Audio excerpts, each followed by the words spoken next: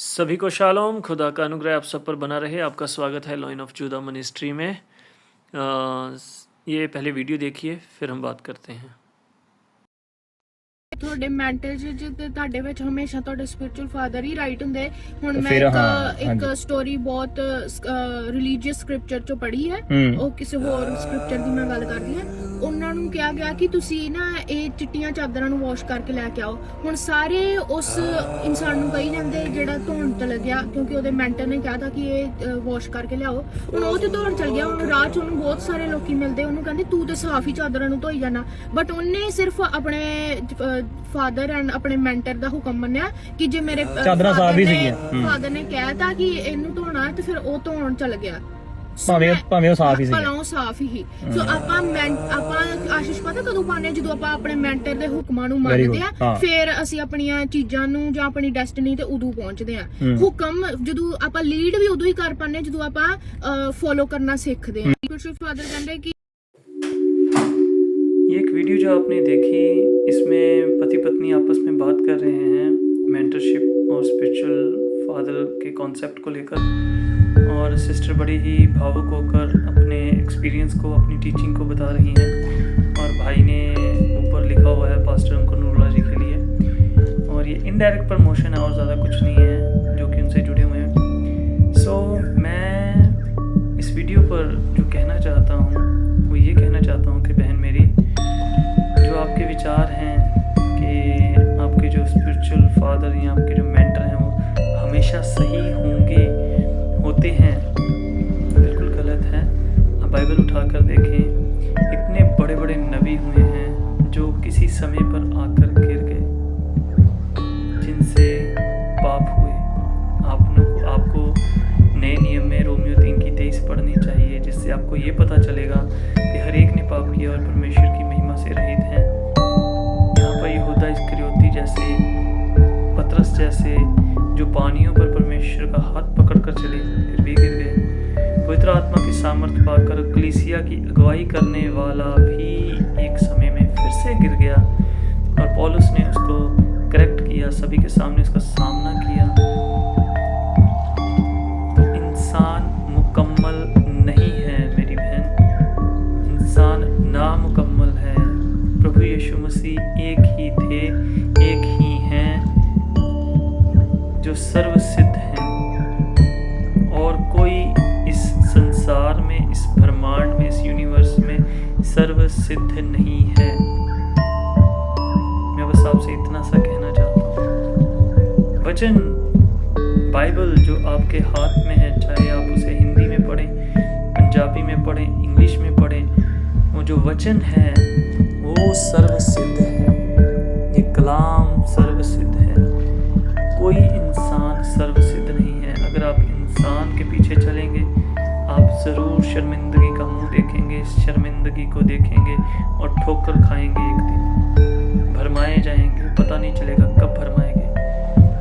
मैं आपसे एक और बात कहना चाहता हूँ, हमारा मध्यस्थ सिर्फ और सिर्फ प्रभु यीशु मसीह हैं, क्योंकि पिता ने उन्हीं को ठहराया हमारा मध्यस्थ होने के लिए, और उन्होंने अपनी जान देकर, अपने कीमती लहू से हमें खरीदा है, मोल लिया है। पिता के पास सिर्फ और सिर्फ प्रभु यीशु मसीह के नाम से प्रार्थनाएं होती हैं। आप इंसान का पीछा ना करें। मेंटर वो है जो परमेश्वर में आपको जोड़ता है और कहता है कि मैं नहीं प्रभु।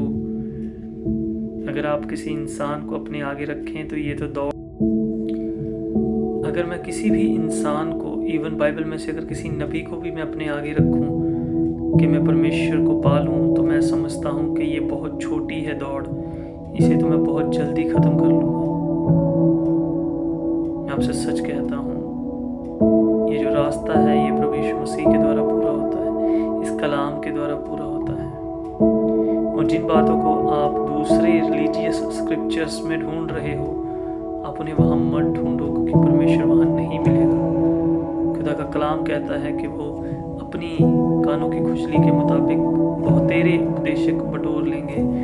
सत्य से, जो कि खुदा का कलाम है, प्रभु यीशु मसीह का वचन है, ये बाइबल है, इससे कान फेर कर कथा और कहानियों पर लगाएंगे। बाइबल के भी बहुत अच्छे अच्छे राइटर हैं जिन्होंने बहुत अच्छी अच्छी किताबें लिखी हैं, बायोग्राफीज़ हैं, आप उन्हें पढ़ सकते हैं। एक किताब मैं आपको रिकमेंड करता हूँ जो मैंने पढ़ी और मेरा जीवन बदल गया। आप उसे चाहे ऑडियो बुक में सुनिएगा, चाहे हार्ड कॉपी लाकर आप उसे पढ़िएगा। बुक का नाम है हेवनली मैन। इस बुक का नाम है हेवनली मैन। अभी रिसेंटली भी जीवित थे। वो एक बहुत बड़ी टेस्टमनी है, आप उसे ज़रूर पढ़िएगा। जब आप उसे पढ़ेंगे आपका पूरा का पूरा मन नया हो जाएगा, आपके विचार बिल्कुल और गहरे और शुद्ध और ज़्यादा मजबूत हो जाएंगे। आप परमेश्वर को एक बड़े स्तर पर, एक बड़ी मानसिकता के साथ देखेंगे, ज़रूर देखेंगे। मैं आपसे यही विनती करता हूँ, जो कॉन्सेप्ट आप चीज़ों को लेकर चल रहे हैं ये गलत है। और रही बात पास्टर अंकुर नरूला जी की, इनकी टीचिंग्स बहुत सारी, मैं कह रहा हूँ हद से ज़्यादा टीचिंग जो है वो झूठी है, गलत बयान करते हैं। उनकी जो प्रकाशंस हैं वो सारे के सारे मन घड़त हैं, उनके खुद की सोच है, खुद के विचार हैं। इनके प्रकाशनों और इनकी टीचिंग्स का बाइबल से तक कोई नाता नहीं है। ये बाइबल पढ़ाते तो ज़रूर हैं, मगर बाइबल को बाइबल से बयान नहीं करते। उसके बाद बाइबल को पढ़ने के बाद जो विचार हैं ये इनके खुद के हैं, वचनों का विचार वचनों से नहीं है। इनकी खुद की बातें होती हैं, जो ये समझते हैं, जो ये मानते हैं, वही आप लोगों को इम्प्लांट करते हैं, जो कि बेहद खतरनाक है। जो कि मुझे ये भाई और आपकी आवाज़ और भाई की वीडियोस और ऊपर लिखे हुए स्क्रिप्चर जो लिखा हुआ है होर्डिंग्स, उससे भी दिखाई दे रहा है। ये बिल्कुल गलत है। प्रभु आपको आशीष दे। मैं किसी का खिलाफत नहीं करता, मगर मैं वचन का पहरेदार हूँ। जो वचन के खिलाफ है, मैं वचन को तोड़ता मरोड़ता है, गलत बयान करता है, मैं उसके विरोध में खड़ा होता हूँ। जो वचन के अधीन है, मैं उनके पाँव पर बैठकर उनकी सेवा करता हूँ। और आप जैसे जितने भी भाई बहन हैं, मैं उनसे प्रेम नहीं रखता, बल्कि उनसे मैं खुलकर जाहिर करता हूँ, ताकि आपकी रूहें बचाई जाएं, आप भरमाए जाने से बचाए जाएं। मेरा फ़र्ज़ है आपके सामने बातों को रखना। आप माने या ना माने वो आपका फ़ैसला है, क्योंकि बागे अदन से हमें फ्री विल और